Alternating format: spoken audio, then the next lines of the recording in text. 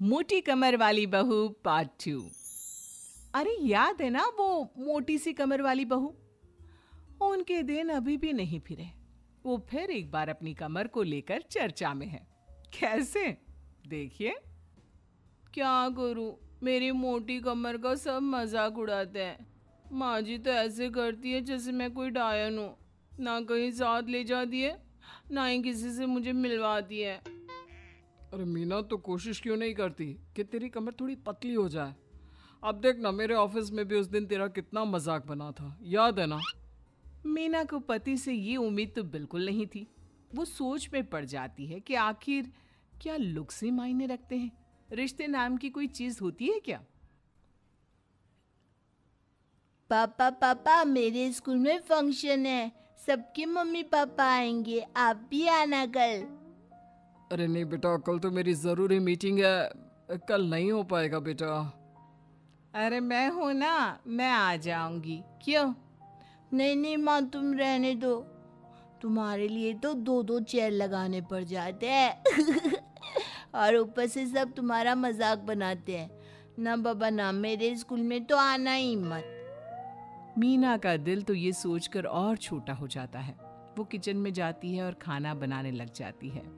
खाना बनाते बनाते उसे मुन्ने के जोर से रोने की आवाज आती है। अरे क्या हो गया मेरे बेटे को? मेरा बच्चा गिर गया है। कितनी बार कहा है कि भागा दौड़ी ना किया कर। मीना जल्दी से बच्चे को उठाती है, उसे कमरे में ले जाती है और सुला देती है। माँ, कल मैं गिर गया था तो किसी ने मुझे नहीं उठाया। सब मुझे डांट रहे थे, लेकिन तुमने मुझे उठाकर यहाँ बेड पर लिटाया। और रात भर तेरी कमर में मालिश भी करती रही। तभी तो मैं आज स्कूल के फंक्शन में जा रहा हूँ। मैं तो कैसे जाता। अच्छा माँ, मैं जा रहा हूँ। बेटा स्कूल चला जाता है। उधर सास, बहू वो क्या है ना, आज मैंने घर में कीर्तन रखा है। तेरी कमर के कारण मैंने सबको बोल दिया है कि तू मायके गई है। तू जानती है ना कैसे तेरा मजाक बनाते हैं सभी। बहू कुछ नहीं कहती। पर माँ जी, कीर्तन में बैठने का तो मेरा भी मन था। हाँ तो किसी और शहर चली जाना जहाँ तुझे कोई जानता ना हो। वहीं किसी मंदिर में बैठ कर ले लेना हरि का नाम। अच्छा जा, जल्दी से काम पर लग जा। मीना को सास की बात पर रोना आता है, लेकिन देखिए किया भी क्या जा सकता है। हमारे यहाँ तो ये रिवाज है ना, जिसका चेहरा अच्छा वो राजा, नहीं तो सब रंग। घर में औरतें आने लगती है, सब एक एक कर कीर्तन में बैठ जाती हैं। अरे मुन्ना जा तो, किचन में मैंने प्रसाद बनाकर रखा है, ले आ। अरे क्या क्या कर लेती हो बहन जी। एक तुम्हारी बहू है, बस कमर का कमरा बनाए बैठी है। ये नहीं कि ससुराल में रहकर काम काज निपटाए। जब देखो तब मायके की हवा खाने पहुंची रहती है। तभी दूसरी कहती है, मैंने तो घर में मना कर दिया था कि कोई खाना नहीं खाना। बहन जी के घर कीर्तन है, मैं सबका खाना लेकर आऊंगी। लेकिन यहाँ तो लग रहा है कि प्रसाद के भी लाले पड़े हैं। अरे कर दी ना पागलों वाली बात, खाना भी बना कर रखा है मैंने। अरे कमला, जा जाकर कीर्तन के बाद जो मैंने खाना बनाया है ना, सबको लगा देना। अरे बहू से ज्यादा तो आपके साथ ये कमला ही रहती है। हाँ तो क्या अब नौकरानी से करवा दी थी बेटे की शादी। कमला किचन में जाती है, जहाँ बेचारी मीना पसीने से तर खाना पीना और किचन के काम में लगी होती है। कैसी हो भाभी? ऐसी सास के साथ कैसे गुजारा कर रही हो? पता है बाहर कह रही है कि सारा खाना और प्रसाद उन्होंने बनाए हैं। अरे कोई बात नहीं ना कमला, वो क्या है ना, मेरी कमर मोटी है, इसलिए वो मुझे किसी के सामने नहीं ले जा सकती हैं। अरे तो मैं कौन सी सुस्मिता सेन हूँ, लेकिन देखो मेरी सास मुझे कितने गर्व से मिलाती है सभी से। देखो मीना भाभी, आपको सबने ये बता रखा है कि आप अच्छी नहीं हो, सुंदर नहीं हो, लेकिन बात ये कि आपका चेहरा इतना प्यारा है कि क्या कहूँ। पता है भाभी, आपके चेहरे के नूर से तो सारा मोहल्ला रोशन है। मीना को बहुत दिनों के बाद किसी के प्यार के दो बोल सुनने मिले थे। वो खुश हो जाती है और कमला से दिल से बात करने लगती है। पता है कमला, जब मैं कॉलेज में थी ना, तो एक बार मेरी तस्वीर अखबार में छपी थी। मैं फूलों की प्रदर्शनी देखने गई थी, तो वहां किसी ने फूल के साथ मेरी फोटो खींची थी और लिखा था फूल से भी सुंदर। लेकिन अब भी भाभी आप ऐसी ही हो, फूल से भी सुंदर। अरे कमर मोटी है तो क्या हो गया? क्या सब में सारी खूबियां होती है? अपनी सास को ही देख लो, ऐसा लगता है जैसे चूल्हे में कोयला जल गया हो। भैया भी माना पतले हैं, लेकिन है तो माँ की तरह काले ही ना। वो तो भला हो भगवान का कि मुन्ना आप पर गया है, गोरा और सुंदर। मीना को कमला की बात समझ में आ रही थी। पहली बार किसी ने उससे अच्छे से बात की थी तो उसे रोना आ जाता है। भाभी एक काम करो ना, कुछ दिनों के लिए मायके होकर आओ। यहाँ तो ना भैया को आपकी कदर है, ना ही सास को, और बेटा भी आपको इन लोगों के कहने पर दूर ही रखता है। मीना को कमला की बात ठीक लगती है।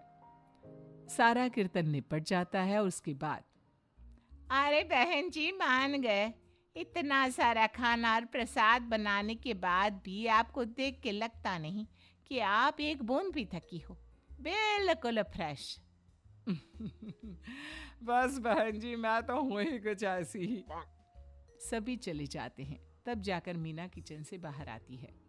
अरे कहाँ जा रही है? थक गई हूँ मैं, चाय लेकर आ जा।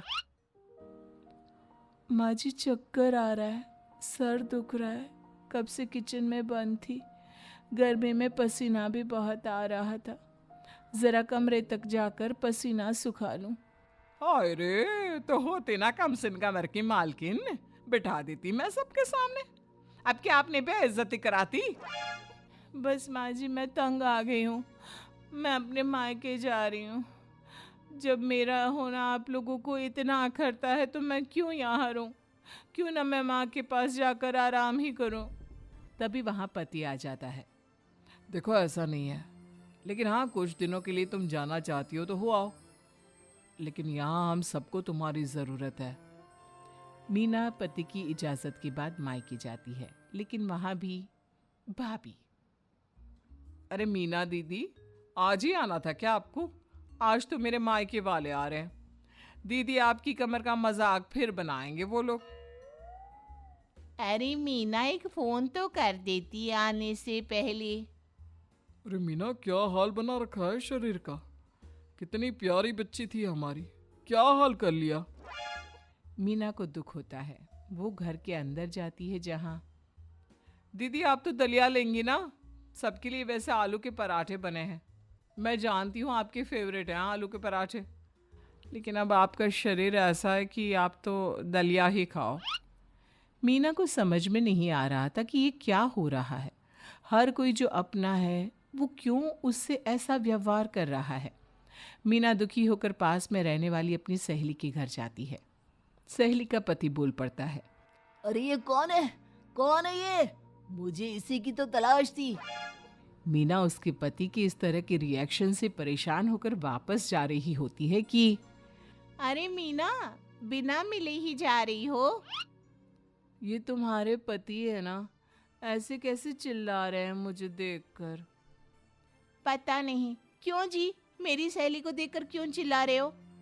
अरे रीना, मेरी फिल्म की हीरोइन मिल गई। यही तो है वो लड़की, प्यारी सी, सुंदर सी, मोटी कमर वाली। अरे हाँ, मीना तो बिल्कुल उस लड़की जैसी है जो आपकी फिल्म की कहानी है। ये क्या बोले जा रहे हो तुम लोग? मीना मेरे पति बहुत बड़ी फिल्म की डायरेक्टर है, पता है ना तुम्हें? और मैं एक बहुत बड़ी फिल्म बना रहा हूँ शाहरुख खान के साथ। मैं चाहता हूँ कि तुम उसकी हीरोइन बनो। हाँ मीना, हाँ प्लीज, ना मत कहना, और इसके लिए तुम्हें करोड़ों रुपए भी मिलेंगे। मीना मन में सोचती है कि जो दुनिया उसे मोटा और भद्दा कहती थी, उसे जवाब देने का यही एक रास्ता है। मीना फिल्म में काम करने के लिए हाँ कर देती है और फिर सारे शहर में मीना की फोटो शाहरुख खान के साथ लग जाती है।